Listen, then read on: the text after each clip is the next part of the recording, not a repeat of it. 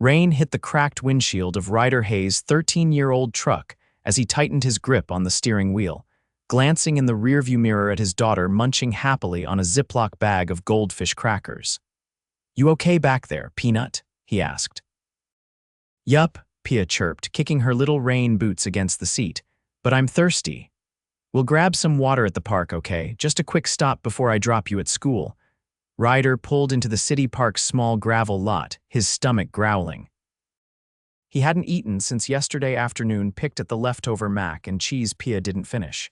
Money was tight, tighter than ever since the last plumbing job fell through. But he'd never let Pia feel it, not if he could help it. He helped her out of the car, zipped up her pink puffy jacket, and took her hand. The park was nearly empty except for a woman in a beige trench coat sitting alone on a bench under the covered pavilion, her heels crossed, a phone in her lap but her eyes distant. She looked lost. Not in the literal sense, more like emotionally adrift. Ryder noticed the deep breath she took, her chest rising as if she were trying to keep something in. Pia tugged on his hand. "Can I go play?" "Only where I can see you," Ryder said, pointing toward the jungle gym. She sprinted toward it, giggling, her curls bouncing with each step. Ryder turned back toward the bench and the woman sitting there. His gaze swept over the tailored coat, the sleek bun, the expensive-looking leather bag beside her. She didn't belong here, and yet, she hadn't moved in 10 minutes. He walked over slowly. "You okay, miss?" She blinked up, startled. "What? You look like you're about to cry. I figured I'd check." The woman stared at him for a beat, her eyes a bit red. "I'm fine." He smiled softly, pulling a Ziploc bag from his pocket, the same one Pia had been eating from earlier. "Look, I know it's weird, but my daughter didn't finish these goldfish crackers. I promise they're fresh." "You want some?" She stared at him like he'd offered her a diamond ring instead of stale cheddar snacks. Then, to his surprise, she reached out and took the bag. "Thank you," she whispered. "No problem," Ryder replied, shoving his hands into his jacket pockets. Sometimes goldfish solve more problems than you'd think. The woman let out a small laugh, light, unexpected. "I'm Vanessa." "Ryder," he said, holding out a hand. They shook, and her fingers were cold against his calloused ones. "That's my daughter, Pia." She looked toward the playground. "She's adorable. She's my whole world," he said, pride coloring his voice. Vanessa glanced down at the bag in her hand. "This is probably the strangest act of kindness I've had in a while." "You looked like you needed it," Ryder said simply. She smiled again, softer this time. "I did." They sat in silence for a moment, the rain pattering gently against the metal roof above them. Vanessa stole another goldfish. Ryder didn't mind. "You from around here?" he asked. "I live downtown," she replied vaguely. "Work keeps me tied up most days." "I was supposed to be at a meeting right now, but I couldn't bring myself to go." He didn't push. Everyone had their reasons. Pia ran back, cheeks flushed. "Daddy, can we go now? I gotta pee." "Of course, Peanut," he said, scooping her up easily. "It was nice meeting you, Vanessa." "Wait," she said, standing. "Can I give you something?" He braced himself. People like her clean coats, smooth hands, they usually offered money out of guilt. "I'm good. No, I just..." She reached into her bag and pulled out a sleek thermos. "Here, coffee." "It's still hot. You look like you could use it more than me." He hesitated, then took it. "Thanks." They held each other's gaze for a moment, longer than strangers should. As Ryder walked away with Pia tucked under his arm, Vanessa watched them go, something strange fluttering in her chest. Back in her car, she stared at the now empty bag of goldfish in her lap and whispered to herself, "Who the hell gives away their kids' snacks to a stranger?" Vanessa Ashton was not the type of woman who cried at parks. She was the CEO of Ashton & Cole, one of the fastest-growing luxury real estate firms on the West Coast.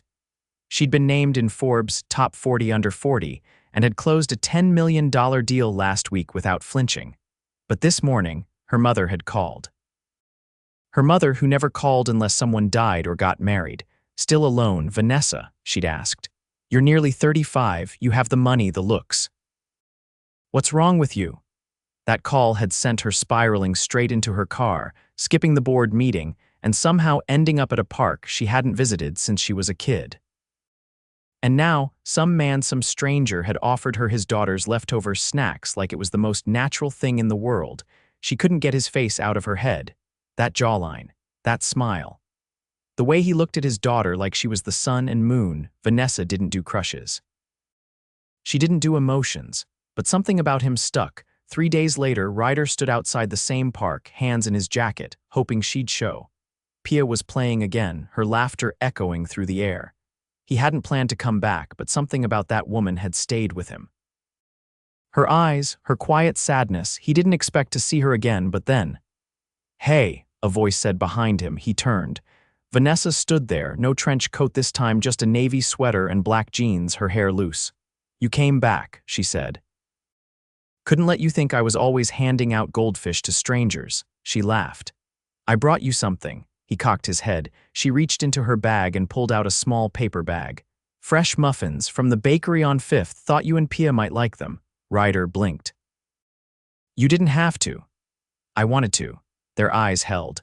And Ryder, who hadn't let himself feel anything for a woman since Pia's mom left 3 years ago, realized he was in trouble. Big, beautiful trouble. Vanessa balanced the paper bag of muffins in one hand while watching Ryder push Pia gently on the swing. The warmth of the morning sun filtered through the budding trees, casting soft shadows on the ground. She hadn't meant to stay long, just drop off the muffins and leave, but something about the easy way he laughed as Pia asked him to push higher made her linger.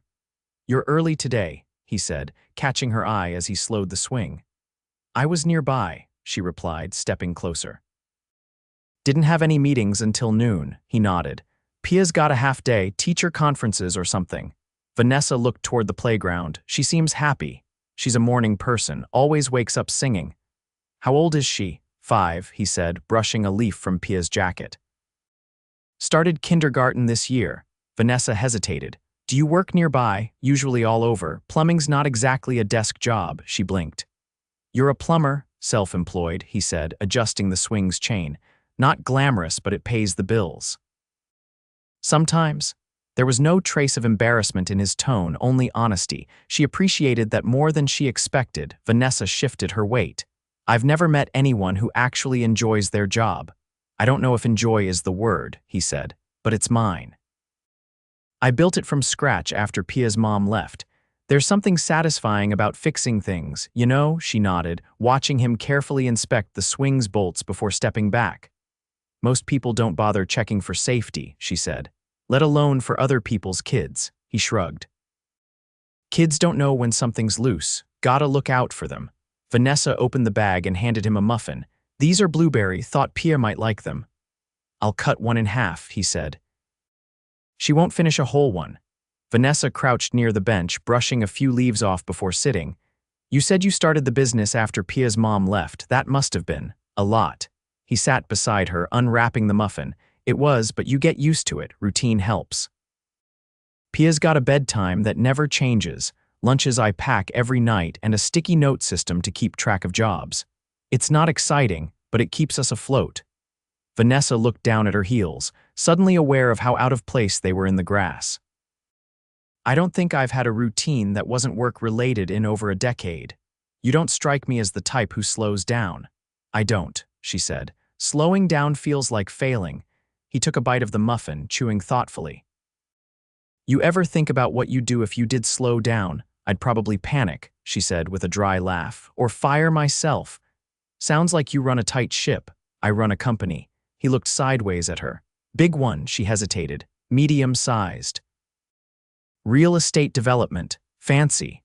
I guess. You like it," she paused. "Sometimes I like building things, watching a project come together, but lately, I don't know, it feels like I'm chasing something and I don't even remember what." He didn't answer right away. A breeze passed through the trees and Pia's laughter rang out again. "You ever think maybe you already caught it and just didn't realize?" he said. Vanessa looked at him, startled. "What do you mean?" "Sometimes we get so used to running, we forget to stop and check if we've already won." She swallowed. "That's surprisingly profound for someone who hands out fish-shaped crackers to strangers." "Hey," he said with a grin, "those crackers made your day, admit it." She smiled, and this time it reached her eyes. "They did." Pia ran over, her cheeks flushed. "Daddy." "I found a feather." Ryder leaned down. "That's a good one. Stick it in your pocket." Vanessa watched him tie Pia's shoelace when it came undone, his movements so automatic, so gentle it made her chest ache. "You're really good with her," she said softly. "I've had practice. You ever get time for yourself?" "Not really, but I don't think I'd know what to do with it if I did." Pia tugged on Ryder's hand. "Can we go to the library now?" "Sure, Peanut," he said, standing up, "but only if you promise not to ask for 20 books again." "I promise." "Only 10, Vanessa laughed. "That's still a lot." "She reads everything," Ryder said. "Even the signs in the grocery store." Vanessa hesitated. "Do you mind if I walk with you to the library?" Ryder looked surprised. "You want to come?" "I haven't been to a library in years," she admitted.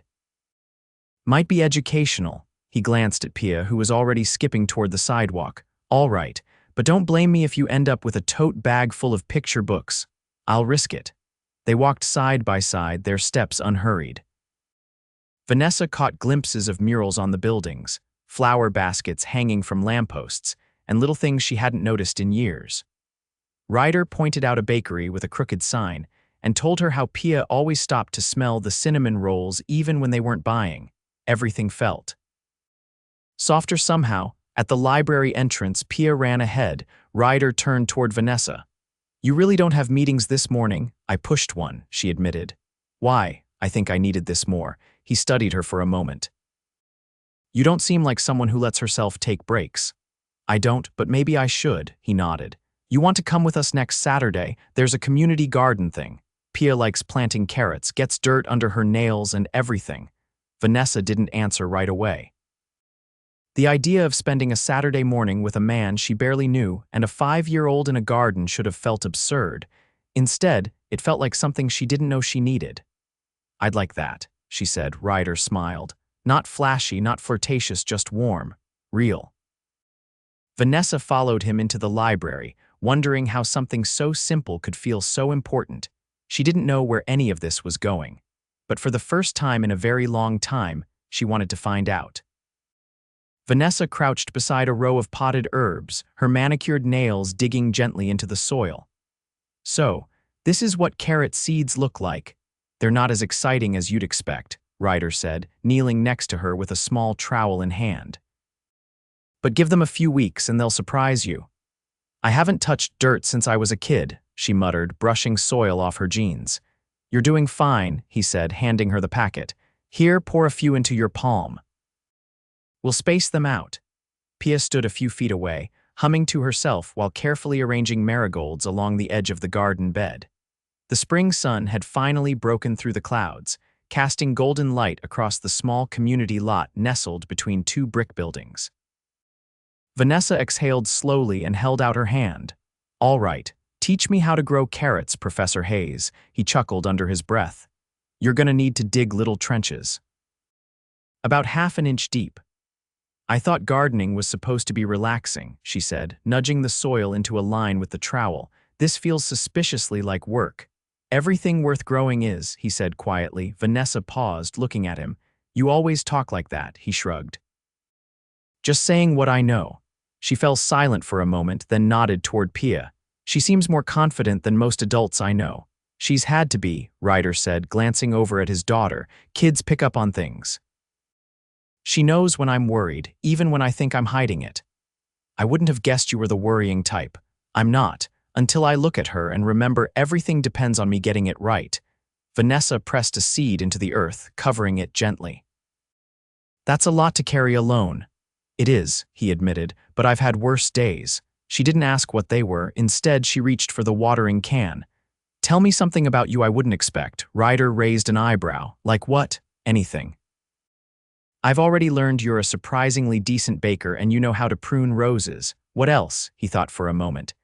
"I once wanted to be a musician, guitar, wrote a few songs in high school." Vanessa blinked. "Why'd you stop?" "Life got in the way, bills, responsibilities. Didn't seem practical." "Do you still play?" "Not in years," he said. "The guitar's in the back of a closet somewhere, probably missing strings." She tilted her head. "You should fix it. You think I've got time for serenades between clogged drains? I think if you loved it, you'd find time." He looked at her, thoughtful. "All right, your turn."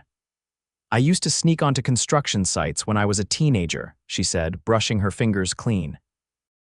Watched buildings going up like magic.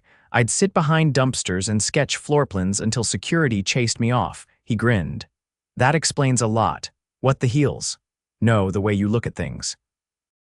Like you're always imagining what they could be. They stood together in silence, the wind shifting softly around them. Vanessa watched Pia wave to another little girl across the lot, then run to help her balance a tomato plant in its pot. She's never met a stranger, has she? Vanessa asked. Not once, Ryder said. She thinks everyone's a potential friend. She's lucky to have you, he met her eyes. I don't always get it right. No one does, Vanessa said, but you're trying, that's more than most. The wind picked up, rustling the leaves above them. Vanessa tucked a strand of hair behind her ear and glanced toward the garden shed. I saw a picnic table under the oak. Do you want to sit? Ryder nodded. Let me make sure Pia's good with the other kids. He walked over, knelt beside his daughter, and whispered something that made her giggle. When he returned, he carried a folded towel and a plastic container. You brought lunch, she asked, surprised. Peanut butter and jelly, mostly for Pia, but I packed extra, just in case. He opened the container and handed her a sandwich wrapped in parchment. Gourmet, he said with a small smile. No crusts. Vanessa took it, tearing a corner off. This might be the first time I've eaten a sandwich on a random bench in years. Not exactly five-star dining, he said. It's honest, she replied. I like that. They ate quietly for a few minutes, the sounds of children laughing and bees buzzing filling the air.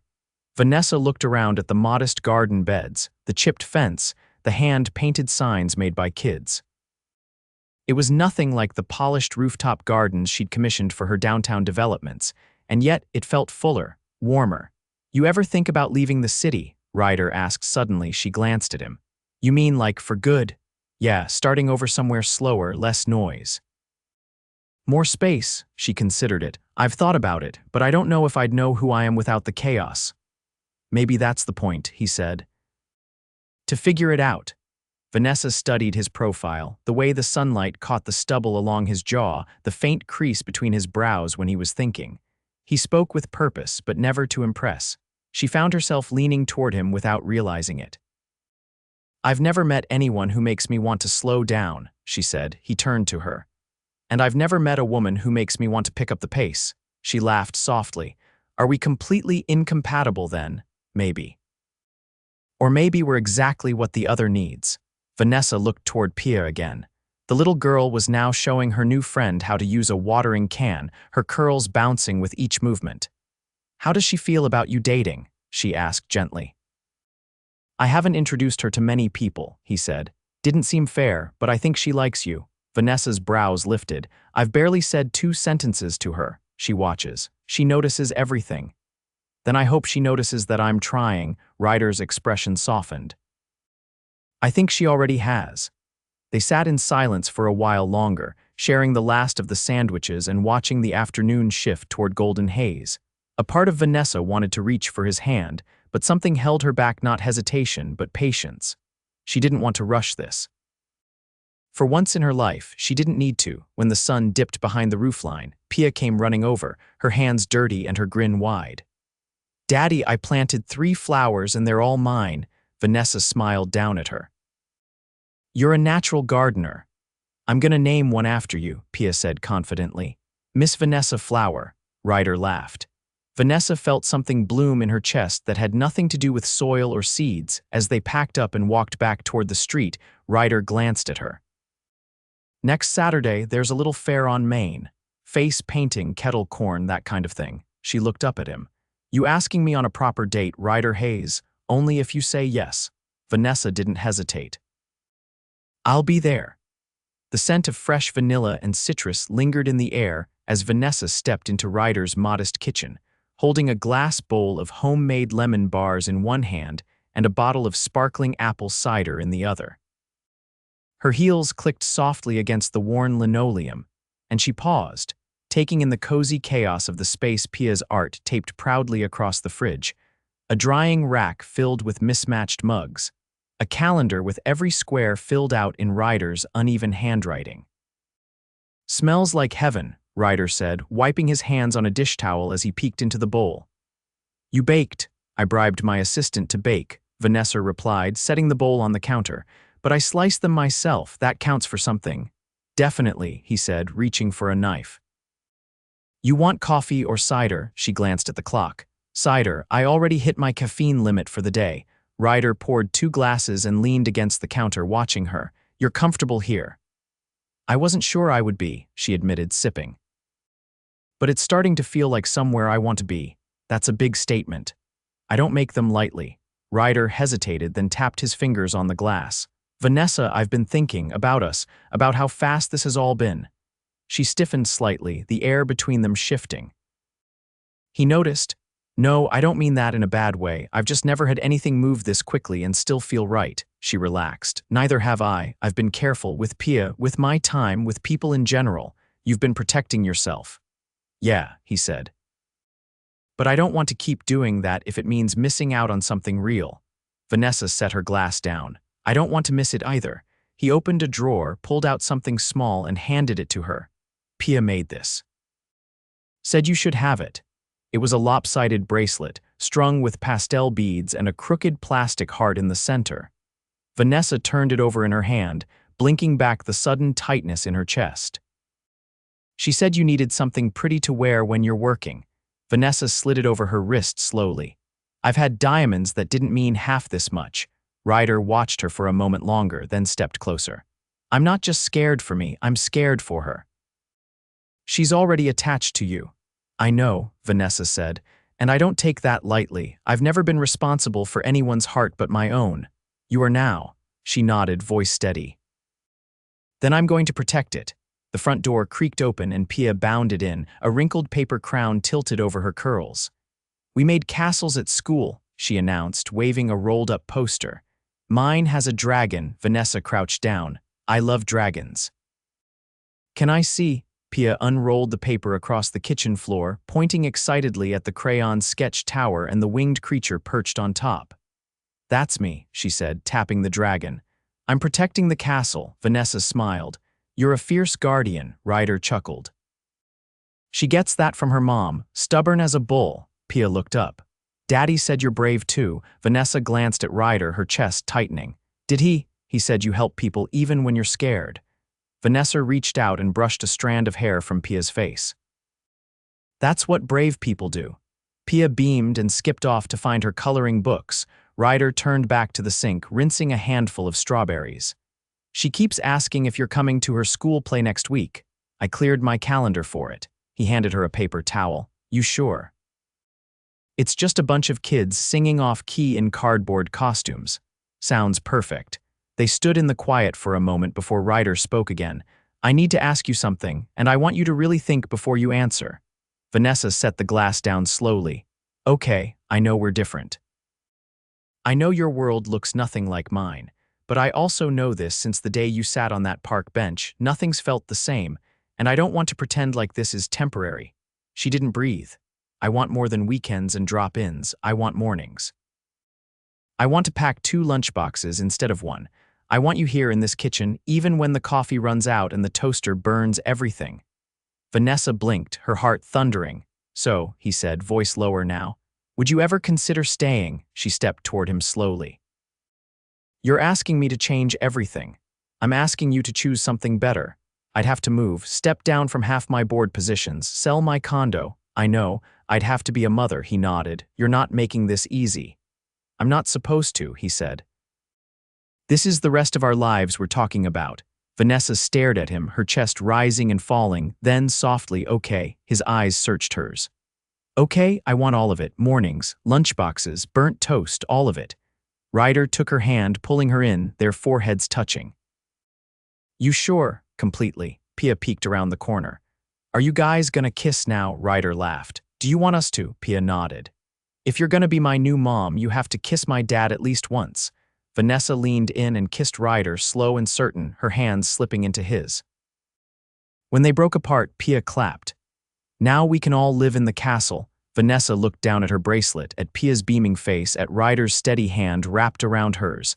And for the first time in her life, she wasn't chasing anything. She'd found it, all of it, right here. Vanessa stood at the edge of the low wooden stage. watching Pia adjust her cardboard crown and wave proudly from the lineup of children in glitter-glued costumes. Ryder leaned against the doorframe a few feet away, arms folded across his chest, a look on his face that was entirely new to her: quiet wonder, soft pride, and something else that wrapped itself around her chest like a warm thread.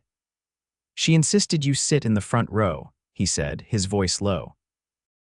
Vanessa glanced at him. "She said I clap louder than the rest of the parents." That might be true. The lights dimmed, and a teacher with a clipboard gave a short, cheerful welcome. The play began with a slightly off-rhythm chorus of children singing about magical kingdoms and vegetable gardens. Pia's moment came in the second act. She marched to center stage, held up a paper dragon, and declared, "I'm not just a dragon, I'm a protector. I keep the good things safe." Vanessa's throat tightened. Ryder didn't speak, but she didn't need him to. She could feel his hand reach for hers, strong and warm. Afterwards, they walked out into the cool evening together, Pia skipping ahead with a juice box in one hand and her rolled-up script in the other. "She said she wants to write her own play next year," Vanessa said, glancing over at Ryder. "She will," he replied. "She's already got 3 titles and a cast list. You're the queen. I'm apparently the talking frog." Vanessa laughed, her heels clicking against the pavement. "Do I get a crown?" She's already making one.